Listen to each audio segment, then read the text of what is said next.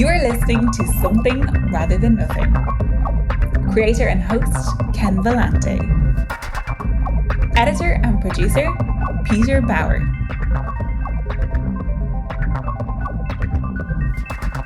Hey everybody, this is Something Rather Than Nothing, and I am most excited to have Kola Shippentower back on the program. Hi, Kola. Yeah, I'm excited. This is gonna be really cool. I'm really excited. It's been a great pleasure to I'd say learn from you, watch what you do. I take a lot in from what you do, and when I went to my first powwow out towards Pendleton, I got to see you there. So it was a really amazing experience for me.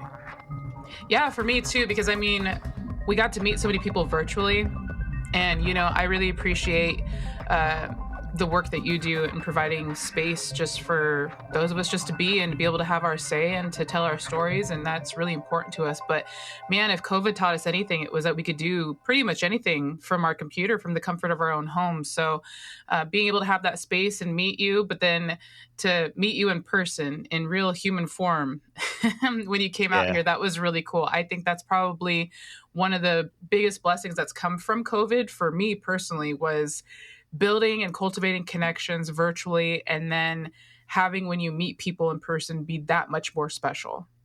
It really is special. I mean, I went out to New York City for New Year's, and I featured a couple times opera singer. I don't know much about opera, but this is how I learned about a lot of things. Kinneret Ely, and first time at the Met, and I had a local docent, a guest that I've had on the show, and it's like, how else does that happen, right? Like, how else does that happen except the way it happens for us? So, okay.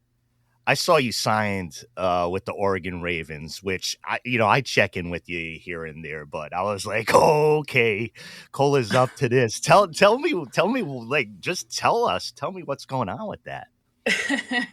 Oh man, so if you'd like, I could start from the very beginning of this journey and kind of fill you in. Yeah, I want the whole journey. All right, so and everyone knows that I am a professional mixed martial artist, compete in MMA, compete in Jiu Jitsu, been traveling all over the country.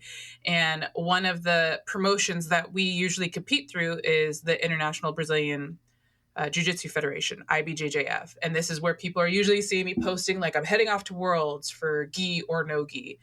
And in December of 2022, I believe it was, I went to Worlds in Los Angeles, and this is a promotion where you could possibly be one and done. If you lose that very first one, you could be done. Single elimination. So we're putting in all this time, all this effort, all this money and energy into possibly only rolling one time. And so unfortunately for me, this is one of those experiences. But the girl I went against, and this is pretty common for me, is being one of the smallest girls in the super heavyweight division. It's really, really difficult. I am 5'5". I usually walk around about 180, and a majority of the time, the girls that I'm rolling against at IBJJF could easily be over 6 foot and easily be over 200 pounds. So, I mean, it's a pretty huge size disadvantage for me, but it's whatever. It's the name of the game. It's what I'm doing. But the girl I went against, she was really good. She was big. She was strong. And for, that height and that size, for her, the way she was moving, it was like, whoa. But I had a really good time. It was a really good battle. It was really back and forth. And of course, with this sport, especially for females, because we're pretty rare, is we become friends with the people that we compete against. So really quickly, we meet, we chat, we exchange our information, like Instagram. So we start following each other. Well, I noticed that she started posting about football. I'm like, oh, that's kind of badass. I mean, she's training, competing, and now she's playing football. And I saw it was like legit. One of her pictures she posted, she's like in pads and a helmet. And I'm like, that's pretty awesome. So I'm thinking, okay, let's look at her post. She tags her team, and it's the LA team for the WNFC. And I'm like, wow, like, okay, of course it's LA. They have to have this kind of stuff. It's a big city. So that's a given. So I start following her team.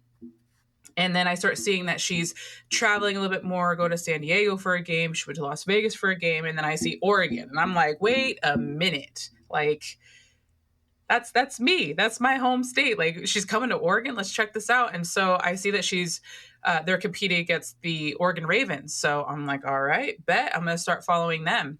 And I see that they're based in Milwaukee, which is on the other side of Oregon from me. But I'm like, it's still cool. So I start following their page. I saw that they were just about halfway through their season. So I'm like, I'm just going to put in an application because they're recruiting. I'll just put in an application. Probably won't hear from nobody because they're pretty much done for this year. And it's whatever. Maybe like 3 or 4 days later, I get this huge long text message from Kim Pardon, who was their general manager at the time. And she's like, I got to tell you who I am, what I do, what we hope for here at the Oregon Ravens. But I'm going to let you know, like, I checked you out, stalked you a little bit, social media, and really just dove in and looked at you. We need you to come out here. Like, can you make it to Milwaukee in the next couple of days? Because we want to see like who you are, what you're about. And I do think that the owners need to see you, and you can come see the team. You can meet the team, check everything out. So I'm like, whoa, cool. So immediately make the plans to turn around 2 days later, be in Milwaukee at one of the practices. And I'm kind of thinking, well, I didn't get to train today. It's like a 3-hour drive for me. So I better get a workout in. I don't think much of it because, I'm an athlete. So I just hopped right into their workout, and it almost kind of blew their minds a little bit. They're like, most people usually just kind of watch from the sidelines. They watch our drills. They watch the girls, how they work out. But you like hopped right in there. Not you. Get in. I'm like, this is what I'm here for. Like, you guys got to see what I could do. And it very quickly progressed. I think for me, they pushed me along really fast. They're usually trying to build people up, like their endurance, their stamina, their conditioning, to be able to carry these pads and the helmet. And I think it was about my second practice. Kim is like, I'm going to talk to the owner. I'm going to see if I can get you shelled up because you should be in here running these drills with these girls. And like, I feel like you could handle it. And so they pushed me along fairly fast. Unfortunately, I couldn't play it in any of the games because I'm not there from the very beginning to, get out there. But I did attend a couple of games on the sidelines with the team. So getting experience, like, everything from the sidelines, see how the girls are, getting prepared for the game, how they're warming up, how they're getting out there on the field, how the coaches are interacting. It is like a hype situation, like hype. I'm like, I'm a fighter. I get excited about hopping, bouncing around, getting ready to go out into the cage. But this is like whole nother level. Like, you got like these chants, you got cheers, you got people like going through their own little rituals. And man, it was intense. And, the season ended. And I'm just thinking like, I don't know if this is going to really become much of anything. And a huge motivating factor for me has always been my boys. And I think we've talked about this before, even with my MMA. I don't want my boys to have to look to mainstream media for inspiration or motivation. And, they're very active. All 3 of my boys are. All 3 of them train in Jiu Jitsu. And then they have their own sports that they really do enjoy, whether it be football or basketball or dance, and they have their own interests, but I still feel it my responsibility to be right there with them, showing them that whatever it is that they want to do, they can do it. And I have an older son, Abraham. He's 13. He's a lineman, and he's really, really good. And I don't say this to discredit his passion for football or to downplay like his motivation, but he's a typical teenager. They kind of lose focus on certain things and they just want to do their own thing. He really loves jiu-jitsu. That's kind of his jam, but football, he hasn't quite tapped into that side that boys can get into. And so he's still kind of just thinking like, meh, it's football. It's not really that big of a deal. So I'm telling him, I'm like, all right, dude, you finish out this season strong, and we start thinking about high school because people are looking at you already right now because of your size and your strength and how you move. So if you can stay motivated, we gotta try to make it to tryouts for like fall of your freshman year. Let's see if we can do that. And he's very strong. He'll stand his ground, even when it comes to me, which is how I've raised him. And he will try to, give me his 2 cents where he's just like, it's hard, Mom. You don't understand.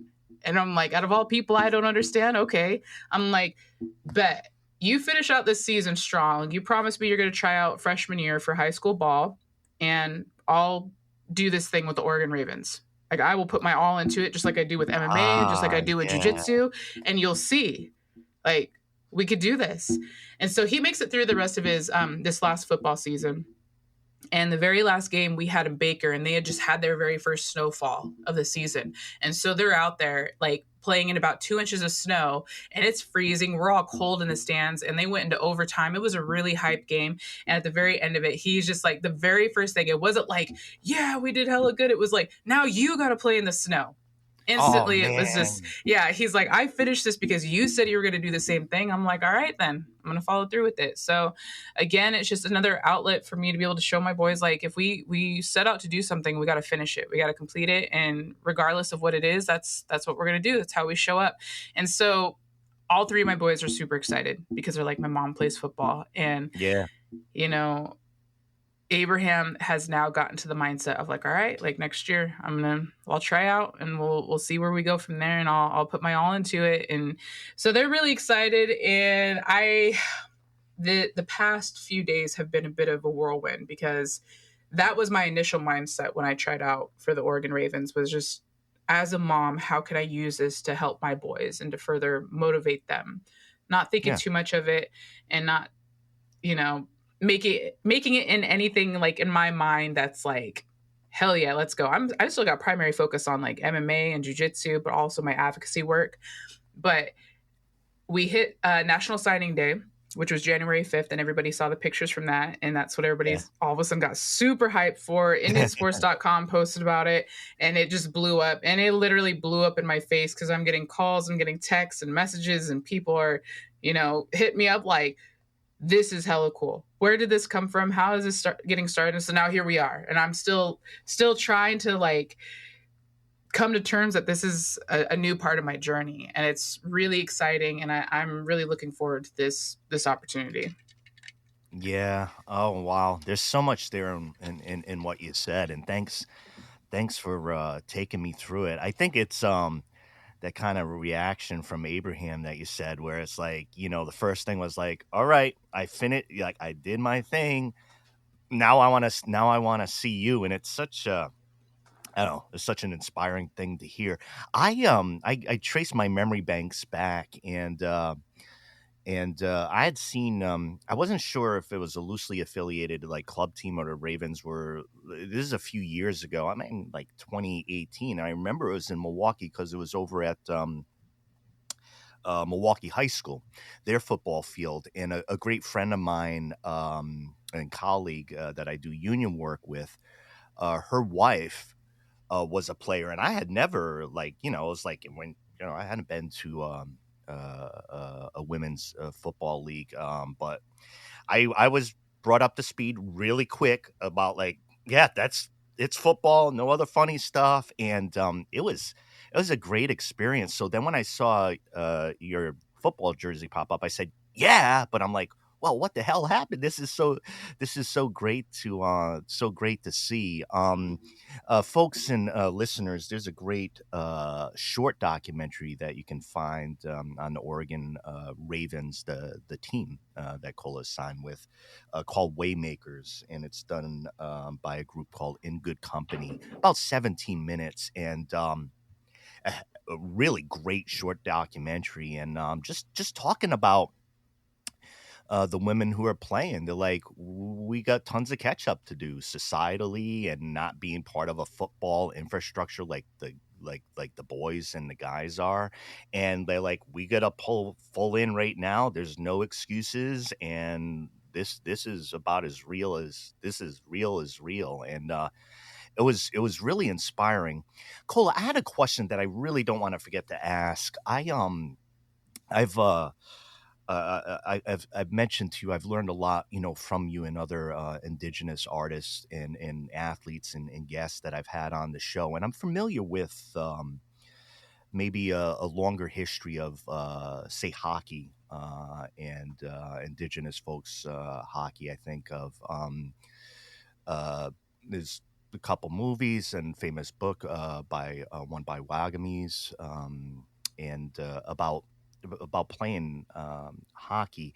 Is there in my head? I start to think back a relation, indigenous relation to a particular sport. I thought of hockey, but I immediately thought of Jim Thorpe football. Is there something I won't know about? Maybe as far as indigenous relationship to football at all?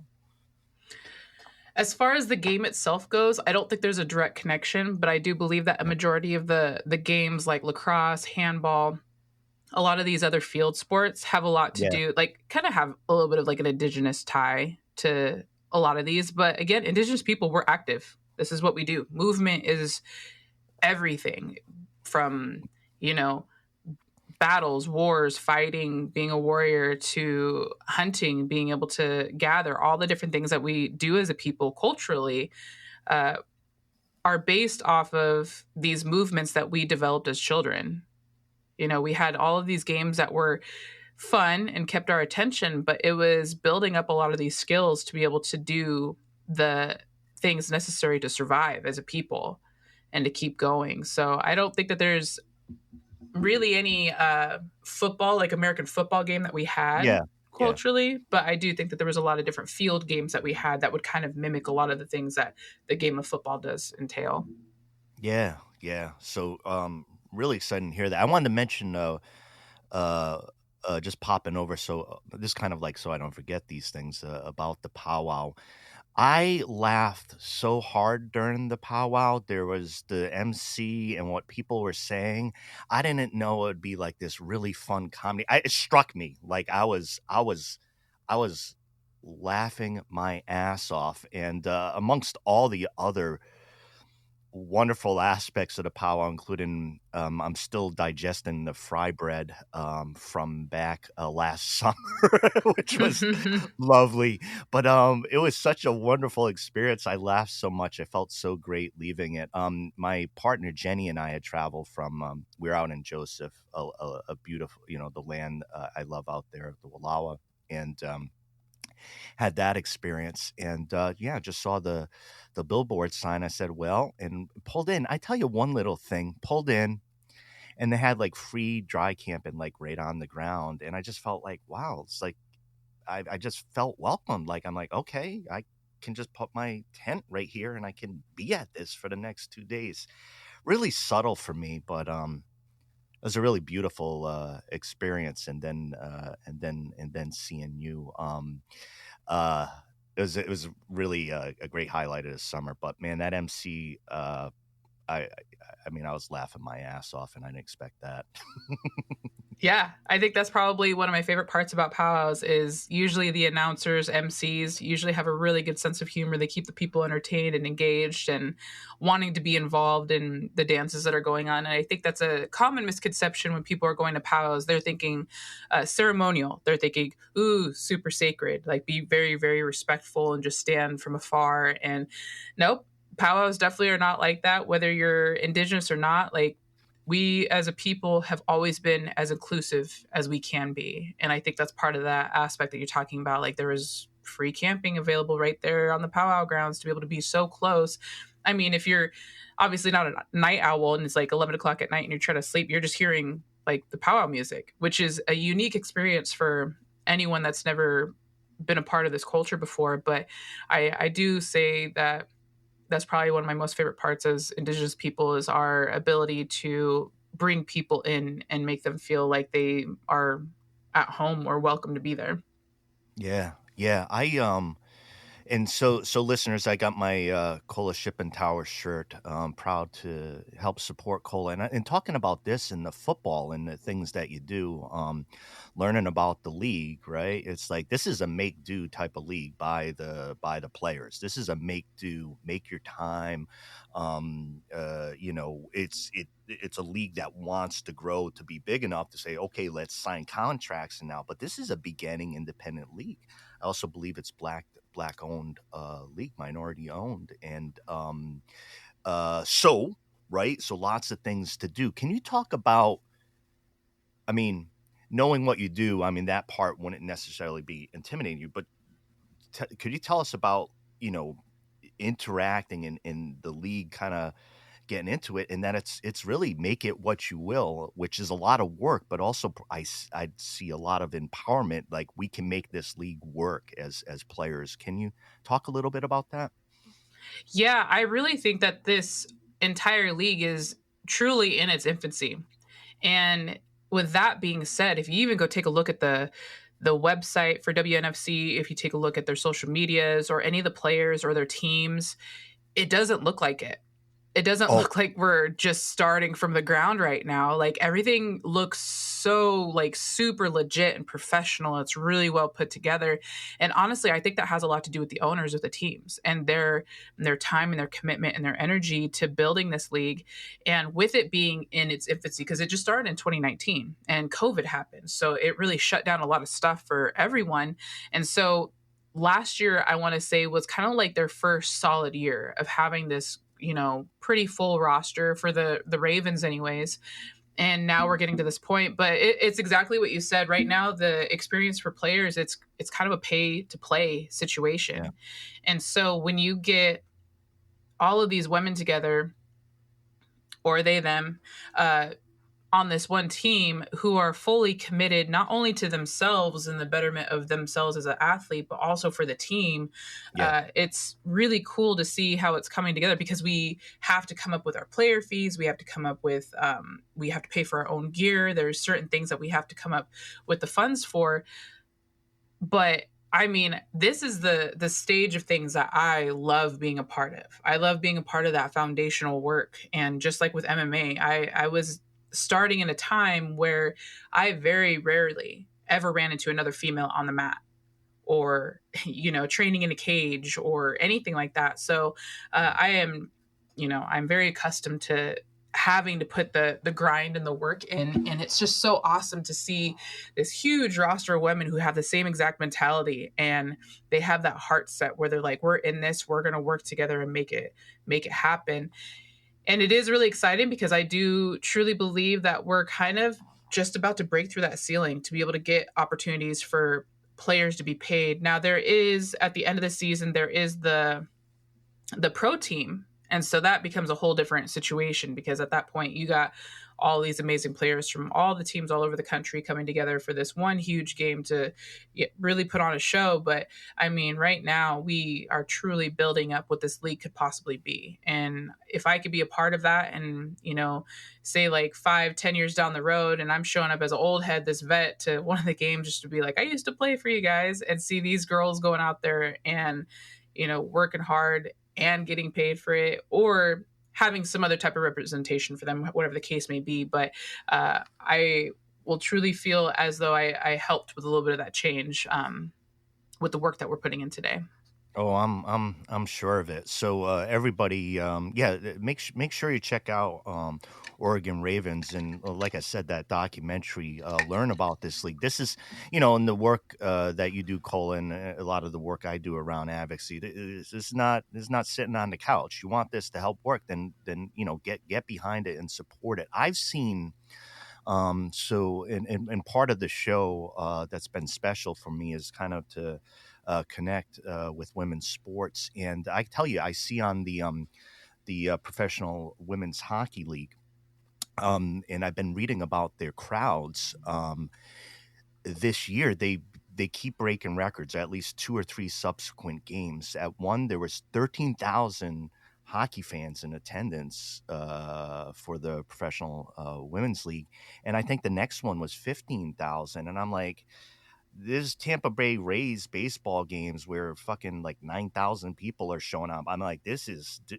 I mean, it doesn't make everything rolls from that, but it's on. There is something going on, and despite the misogyny and such that exists, in our world, people are digging on women's sports, and that's why I think it's like exciting to talk to you and to like lift that up.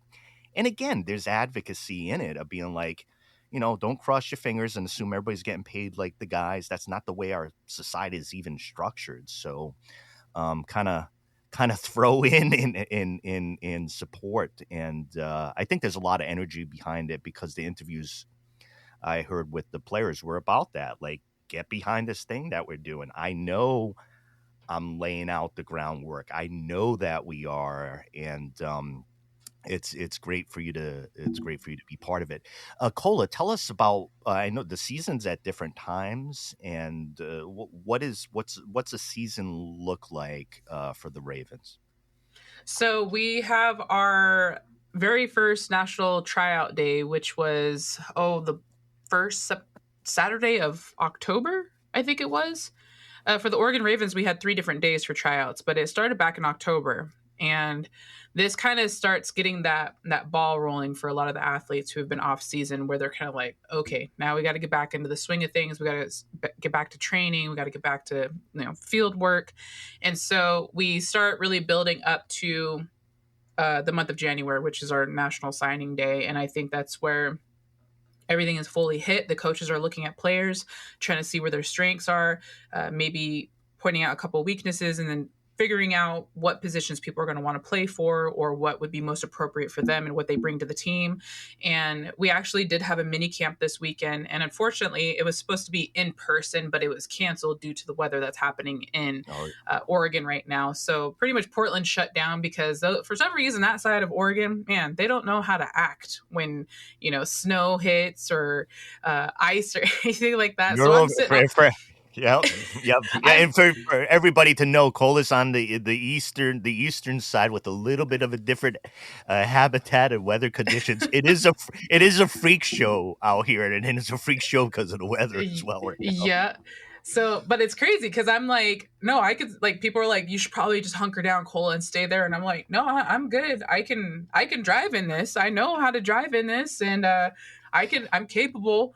And everybody's just like, no, it's really bad. Like, I got out on my front step and I almost about just ate shit. And I'm like, I'm fine. So it's pretty interesting because we have I believe I'm the furthest player for the Oregon Ravens, all the way in Pendleton, Oregon. And then I do believe we have some that come from Tacoma, Washington, and they come down. And so there's some of us that do travel, and most of them are kind of like city folk. They don't know what they're doing out there in the weather. Anyways, so we were supposed to have a camp this weekend. It got canceled. They changed it to virtual. So, I mean, we're starting to put in work where we're trying to do like a lot of the team bonding and building. And, I think that's probably one of the more difficult aspects for me, is that because I'm so far away, I don't get to connect with these women or these Two-Spirit people on the same level as they do with each other, because they're around each other. They're friends. They're really close to each other and able to hang out on a regular basis. So any opportunities where I'm able to be there with them, I'm usually like, let's go. So I was excited for this weekend. But, things happen. So, but we're in the part of the season now where practices are going to start picking up. I know that January 18th is our very first field practice together as a team. So we'll be hitting the ground running from there. And our games kick off in April. So we've got a good couple of months to be putting in a lot of work, a lot of hustle, a lot of grind to start getting our team ready. And I think one interesting aspect of it all has been that trying to see some of these girls kind of have this like wake up call, like, we're in it now. We need to be working. We need to be hitting the gym. We need to be getting these reps in.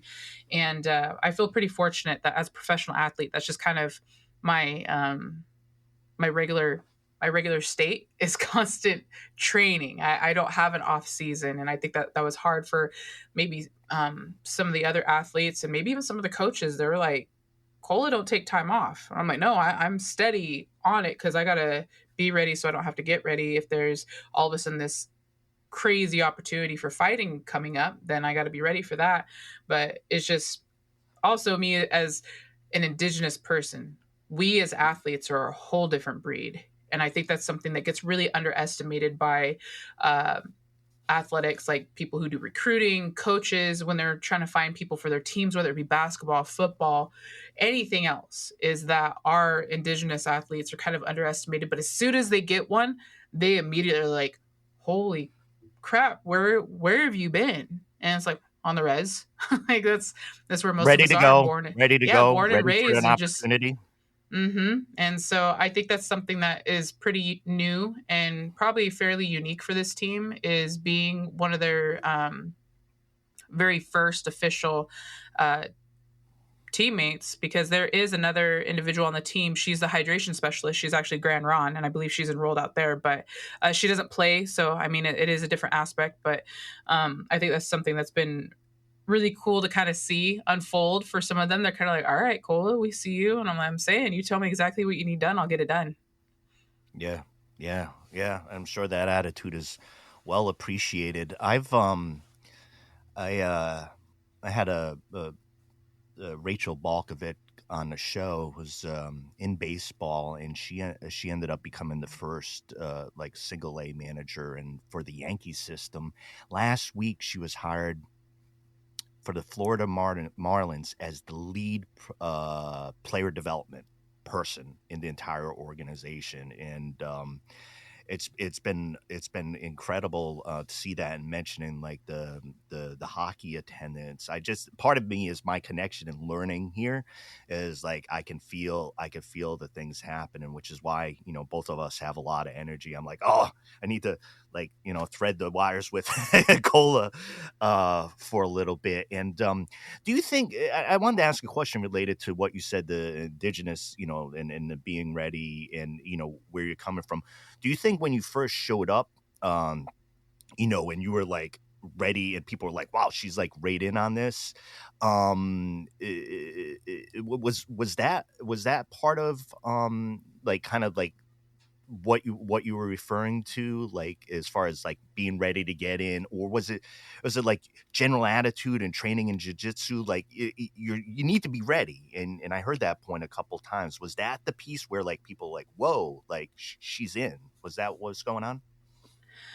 Um, so I think, as for outside perspective, when it comes to the other players or the coaches or the owners, when they were watching, it was probably refreshing to see somebody so like ready to hop in, no questions asked. She was ready to get in there, like get her hands dirty. She was ready to put on the shell and go for it.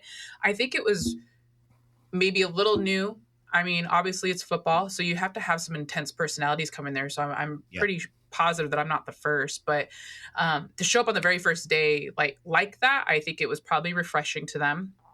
But me as an individual, like who I am, it didn't take work. It didn't take like hyping myself up in the parking lot to like get out there. I think that how I've been brought up, how I've been raised, and the culture that I come from, it's just this overall mindset and this heart set that's like deeply ingrained in me as a person, is regardless of the space, regardless of the place or the people that I'm showing up with or in, I'm mindful of how I move. I'm mindful of how I represent not only myself, but my family, my parents, my ancestors, my culture, my people. And I think that's what makes us unique as, Indigenous athletes, is that we have that. We have this unique perspective that we're like, we have tons of people who aren't able to do things like this with their bodies or their minds or whatever the case may be. So we can, so we'll show up 110% every single time. But we also understand how precious this is. I feel it would be a disservice if I don't mention it, that whatever platform I'm at, whatever platform I'm asked to be a part of, I will always use that as an opportunity to advocate for my people, and most specifically for MMIW, for missing and murdered Indigenous women. So I'm trying to be mindful of the fact that what opportunities I have are so special, and that I have to speak to this crisis and make sure that people understand that this is something that we're still fighting. And still, in the same breath, is understanding like this could all be taken away from me in a split second because of this crisis, because of these statistics, that I have this huge target in my back. And it has been getting a little, I don't want to say I'm nervous or scared, because I don't move in my life like that, but it has gotten to a point where I'm more cautious and more mindful, because it's like, when you start elevating, when you start leveling up and you start getting to these places, you have to remember that the amount of hate and the amount of negativity that's going to be thrown your way is going to be even more to try to match that. Your energy comes up, it's got to try to stay up there with it. So I stay more mindful about, myself personally, with my own safety and with my boys and whatnot. So, but I mean, I think that was something that the team had seen, was definitely as a refresher, is like somebody that we don't have to try to coach up every 2 seconds, somebody that we don't have to, be on like, this is important, Cola. Like, you need to be in the gym this many times a day. You need to be training this. You need to have this set out. I think, especially for the owners, is that they are feeling okay, good. We have this athlete who's all the way across the state, but we don't got to worry about her in that aspect. She's got that covered.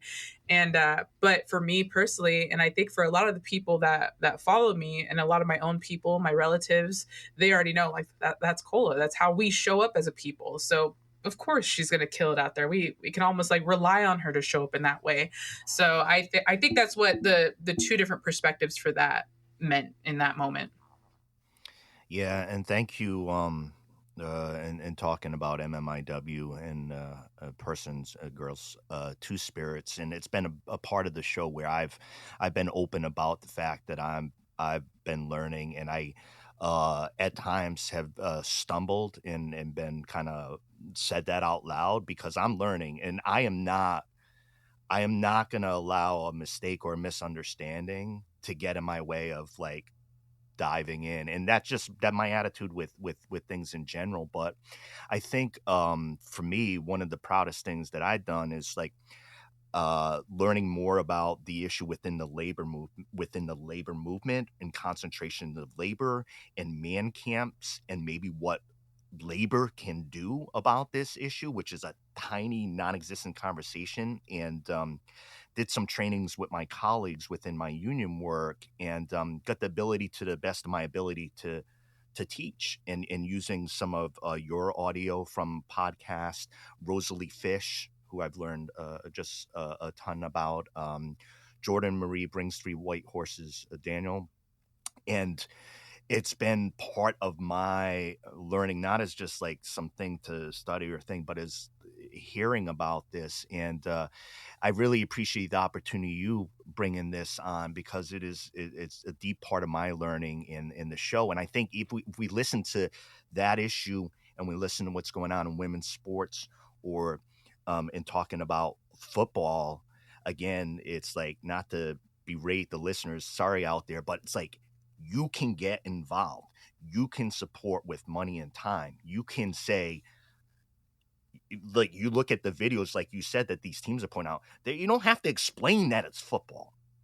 The video shows it's football and people are down. And once you're in that area, let's make this happen. And so I get excited about it, obviously, which is why I wanted to okay, before I let you go, what about what are you thinking on positions, or is that somebody else's decision, or like what do you want to do on the field position wise? So I would like to say that it is the head coach, Coach Price. It's his Absolutely. decision. Head Yep. coach, final decision, nothing about that. No.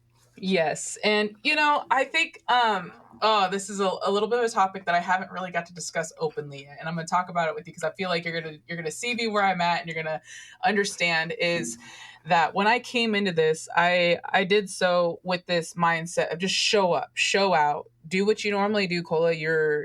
You're an athlete, you perform, you're a competitor. Do what you need to do in order to let them know that you're here for real and you're not just kicking tires, like you actually do want to play.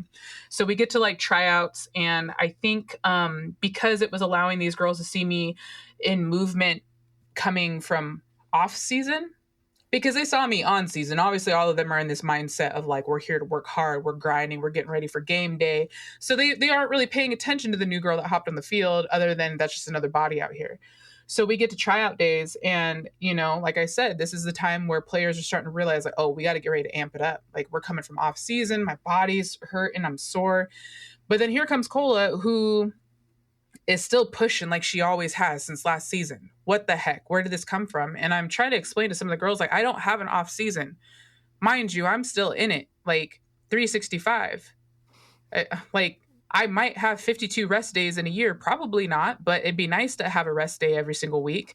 And so I think some of the veterans, maybe some of the old heads, and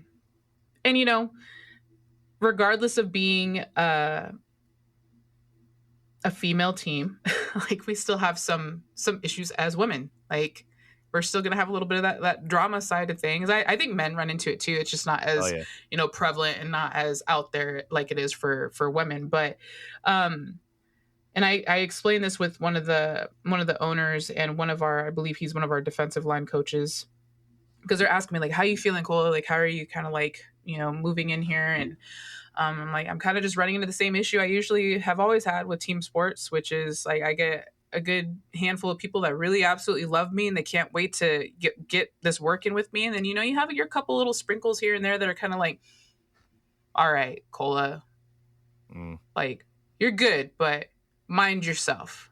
And so I'm like, I get seen as a threat sometimes. And, when I run into that, I think of my dad. I'm like, if you don't want to see me as a threat to your position, maybe you should have been working off season. And that's something that my dad instilled in me is like, you know what? It sounds like it's their problem. It sounds like it's none of your business because you're doing exactly what you need to be doing in the off season, off field. And unfortunate for them, that's just who you are as a person. That's who you are as an Indian person. It's just that you work. And that's because it's who we are. How we're going to survive is how we show up every single day. So I have ran into that a little bit. I have a lot of players who have their own opinions as to what they think I should play, how they think because of my build, my stamina, my speed, and my endurance, and what they think I should be playing. I have a couple of hype people on the team where when they see me, they just immediately gas me up. I think I posted a couple pictures of some of them, and it's just crazy because they really are just like, come on, Kola, like I need to get that energy. And what's really hard is that when you're coming into a new space, especially as Indigenous people, is we're very observant. We just want to, kind of sit back, read the room, watch how people interact with each other because, we thrive on connections and we want to, and we read energy. And so I've been in some spaces where it was off field and you have to kind of like figure out how you're going to mesh with other people. And we do that in general. Like we kind of just see, all right, that's got a good feel right there. I feel like I can have conversations with that person. That's kind of negative over there. So I'll be cordial, but I'm not going to let people in too close. But that's, the beautiful thing about being Indigenous is our ability to make that choice on who we connect with and who we don't want to connect with. And so that's definitely happening right now. That's a dynamic within a team sport, I think. So I do have quite a few people that are like, dang, Cole, I'm just waiting for you to like, I know you're kind of kick back and just want to observe people. I'm just waiting for you to get hype. And I'm like, in my mind, I'm like, no, like I can. Yeah. It's just like, there's appropriate time and place for that. I have this mindset of like a warrior isn't 100% every single day. Like a warrior has to know when it's time to sharpen the tools, and a warrior has to know when it's time to work with those tools, and a warrior also has to know when it's time to sit and reflect and remember like the bigger whys of why they're fighting. So, I mean, we're not always up there and hype and ready to go at it all the time.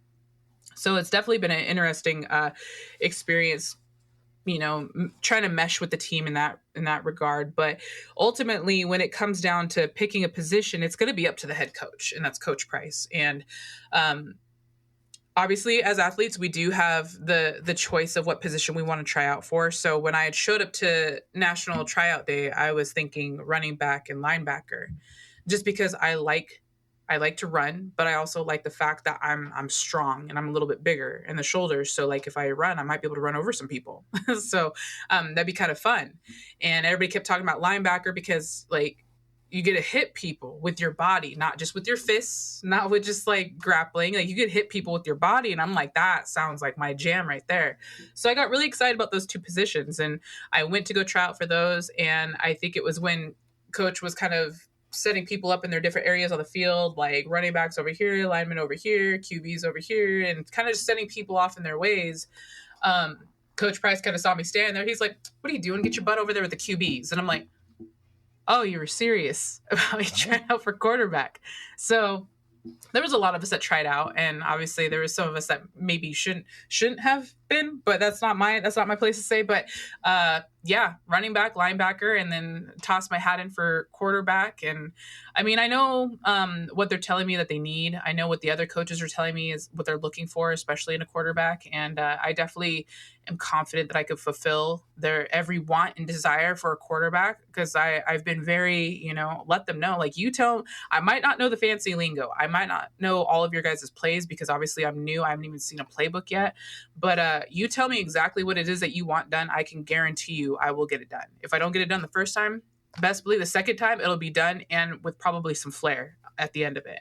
And so I feel like I've really set the tone for who I am as an athlete, that Coach Price is even be like, I know you will, girl. I ain't got no doubt in the world. So I think it's a hard thing for the other players to hear, because they're like, where do you feel like you're going to be at? I'm like, wherever Coach Price needs me. And they're like, no, you got to make that decision for yourself. I'm like, I know I do, but it's not up to me. I could sit here and tell myself that I'm a lineman, but I'm really not. Like, I might have the heart and soul for it, but I'm not built for it. And coach is going to call me out on that and be like, you're too small to be on that line, girl. Go someplace else. So, I mean, it's really going to be up to him. But Yeah. running back, linebacker, I think will be a lot of fun. But, when coach says, hey, you got to be out there throwing that ball for me, then I'm going to be like, all right, then you just tell me how, when, what I need to do, and I'll get it done. Well, it's a good dynamic I see, particularly with folks, eyes on you and your openness. We don't always know.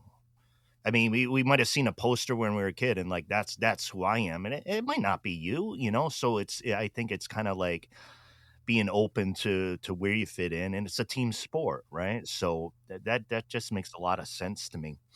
And I think for athletes in general, being coachable is what most teams want in almost every single sport. Is you want athletes that's going to be coachable. You don't want somebody that's so set in their ways that is just like, no, I'm not going to do that.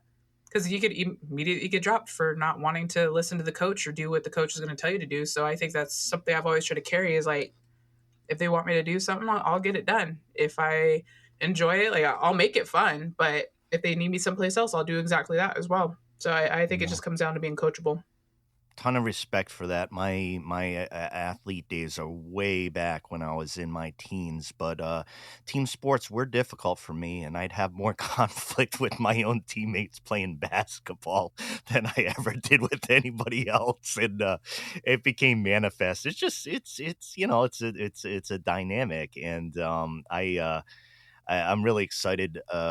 I'm really excited for you in doing this and hearing about your approach and just kind of connected with all the aspects in your life. Kola, where do on all the things you talk about? What are your handles? Where do people find out info? How do they connect on advocacy for the ongoing crisis, missing and murdered Indigenous women? What do people do? Yeah. So if people are looking for me specifically on both Facebook and Instagram, I'm at Kola Shippentower, and a lot of the different resources, a lot of the different topics. I don't have separate social media accounts or anything like that. If it's football related, if it's MMA, if it's MMIW, everything is all on those accounts. People definitely feel free to message me if they're looking for information on one topic or another. But that's where I post everything that I'm up to, everything that I'm doing, or everything that I'm advocating for. Yeah, yeah, and I'd like to thank you directly, Kola, for your time, spending time with you. When I say that you've had an impact upon me, just thinking or new things and learning, that continues, and just having excitement about seeing you play football. I was really excited. When it comes to the NFL, I'm a New England Patriots fan, and of course, long-term coach Bill Belichick has moved on, and 37-year-old Gerard Mayo, African American, immediately hired into that position, and I just jumped for joy. I was like, "This is." It was exciting. It was just exciting to see that significant move from a significant franchise and the disparate hiring that exists, particularly within college ranks, but also the NFL for a lot of great coaches, players, coaches who have been overlooked. So I hope there's just a growing energy all around of seeing what's going down. And like I said, even with the women's hockey league, people don't buy tickets if they don't want to spend money and go see what they're seeing. So the proof is right there. And I just implore everybody to get behind the league. And I'll wait until coach makes a decision upon where you're playing, but I'm sure you will excel, and I'm looking forward to the Cola energy on the field and everything you do. Well, thank you so much, Ken. I really do appreciate the times and the conversations that we have, and I really truly I think one of the bigger things is your willingness to learn and the humbleness that you carry in saying, I don't know about that, but I will definitely reach out to people that do. And I think we need a lot more of that, especially when it comes to MMIWR and people trying to find the ways to help. And it's going to always come down to support Indigenous voices, support Indigenous people. I don't think that there's any amount of doctors who are non-native that have all these crazy degrees that could ever come into a space and tell people how to help solve this indigenous issue. It's going to be indigenous people. It's going to be up to us, and it's going to be us telling everybody how it needs to be done. And then it's going to be the law enforcement, government entities, and agencies that are going to have to listen to the people to understand what it is that we need and what we want done to get this issue resolved. So I think it's definitely very big of you to be able to be willing to have such an open mind and open heart when it comes to this topic, and any topic for that matter. You strike me as somebody that really does, dive into information, and I think we need a lot more of that from our non-native allies as well and advocates. So I mean, that really is big, and I really do appreciate it. I appreciate it. It's a natural tendency I have, and if it's supported, that's the way that I go. It's been absolutely great to talk with you. I'm reporting here on the on the west side of Oregon, of course, over the mountain from Albany, Oregon, Kalapuya lands, and it's ice and snow and crinkly snow, and the temperature is not supposed to rise above freezing until Wednesday or Thursday. So we may have a society shutdown for about 4 days over here, and Wow. maybe I'll get to record some more podcasts in the ice storm. We can go back and forth. When you got some time, Kola, when you got some time, you available here, you're available there. And here I am in Eastern Oregon, and we're just like, so we're all still showing up to work on Tuesday. We're gonna be just fine. I mean, we're okay over here. That's why whenever I hear people are shutting down or keeping themselves at home, I'm like, oh, that's the thing. But man, well, before you kick me off of here, I do want to remind people that there's so many different ways that you can support me and my journey with the WNFC. We have replica jerseys being ordered right now. There's a huge push to get them done, because there is incentive to the players. Like I said earlier, it's a pay-to-play situation. So everything that we're doing is in some sort of way to be able to help us and be able to help our team and help this entire league grow. But ultimately, I'd like to remind people that I utilize every single platform that I have in order to advocate for my people. So the more attention I bring around it, the more possibility I have to be able to speak on the issues that I'm passionate about, most specifically MMIW, or even, S1723 with residential schools. That's something that I'm also been talking about quite a bit. But any help to me helps indigenous issues in general. I mean, when you're helping an indigenous athlete, you're helping a community, a people, a tribe. So definitely keep that in mind. But those replica jerseys, toss my name on there, Shippentower, and I'm number 29. That is my official jersey number for the season of 2024. But I have all that information on my Instagram and also on my Facebook.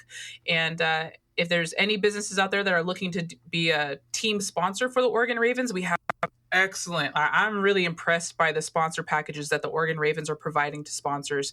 If that's something that anyone seems like they're interested in, definitely reach out to me and I can get those connections made. But man, I wish I could talk about all the things that they're offering those things. It's like team or season tickets in one of them, or keep going. tickets to some of the other big games. There's merch. There's just tons of stuff. I really have to put the list in front of me, but there's all several different types of levels. But yeah, doing things like that definitely help out in the long run. But if anybody also wants to be an individual sponsor to me in my journey with WNFC, reach out to me on those social media handles that I gave you earlier. Yeah, and no big shock, Something Rather Than Nothing podcast, and Ken Vellante in particular will be on not only the Kola support train and continue that, but for the league and for your teammates. Again, merch, man. Everybody's about merch. Get the merch out there. Yeah. Spread it. Oh, it looks bad. It looks badass. So. It does help build up the league, but man, this is exciting. I'm looking forward to this opportunity. Thanks so much, Kola. Great seeing you. And for folks, if you missed Kola on the first interview way back when, oh my gosh, Kola, it's episode number 121.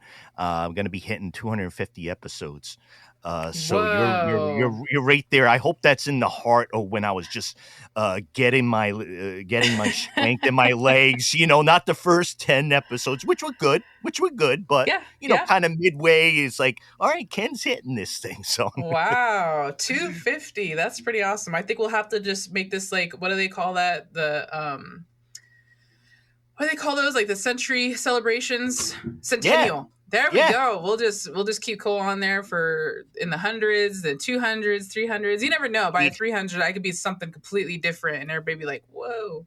Yeah, I'm not even going to predict what that'll be, and it could be related to what we're talking about, but it could be quite Completely left field, you know? completely different. And well, once you stake out that territory, I've done it myself. Once you stake out some territory where people kind of look at you sideways and be like, "What the fuck are you doing now?" Then, then It's you even just more motivation. Like, let's go. I'll do it then.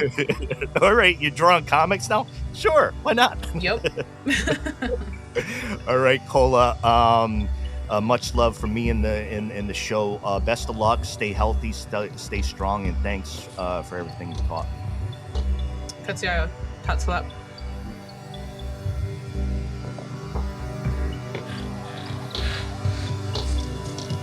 This is Something Rather Than Nothing.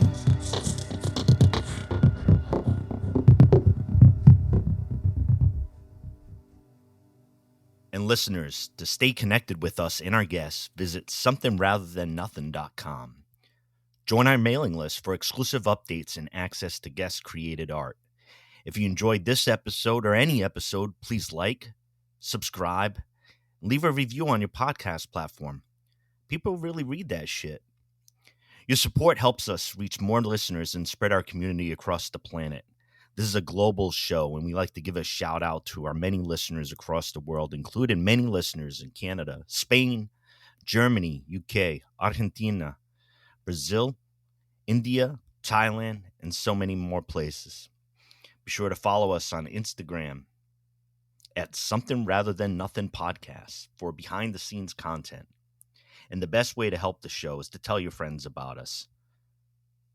If you love it, they'll love it too. Tell your friends who love it. We love you. This is Something Rather Than Nothing Podcast.